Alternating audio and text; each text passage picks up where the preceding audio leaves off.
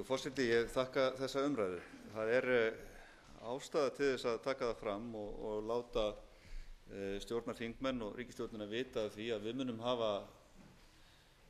eftirlit með áherslum þeirra í umhverfismálum og það full ástæða til þess að hafa áhyggjur eins og farið af stað af þeim áherslum sem birtast í málflutningi ríkisstjórnarinnar og sérstaklega í því hvernig samsetning ríkisstjórnarinnar og hvað gert með umhverfisráðuneytið. En gott og vel.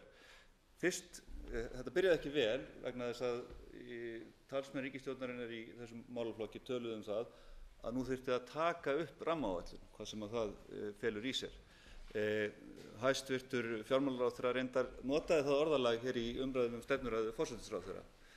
Það má hins vegar heyra á málflutningi hæstvirts umhverfisráðherra að kúrsinn hafi svolítið verið leiðréttur og til dæmis í Ríkisútvarpinu í gær sagði hann að sú verkefnastjórn sem nú hefur tekið við málinu myndi halda áfram með málið og það fagnaðarefni. Það alveg í samræmi við þær áætlanir og áherslur sem menn hafa verið með í þessum efnum.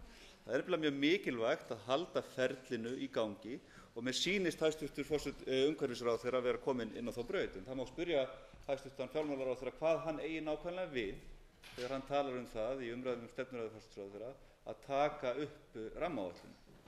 Þá vil ég líka leggja áherslu á það ef að menn ætla að halda áfram með það verkefni sem við blasir í Helguvík og ég fyrir mitt leyti hef alltaf haft miklar efasemdir að þá kallar það á mikla orkuöflun og ef menn ætla að vera með þær áherslur sem birtust í málflutningi og ræðu hæstvirts fjármálaráðherra að einbeita sér að því að virkja ár frekar heldur en jarðvarma þá erum við að tala allar helstu náttúruperlur Suðurlands þegar kemur að því að skaffa orku, Þjórsána, Hólmsá og Skaftána.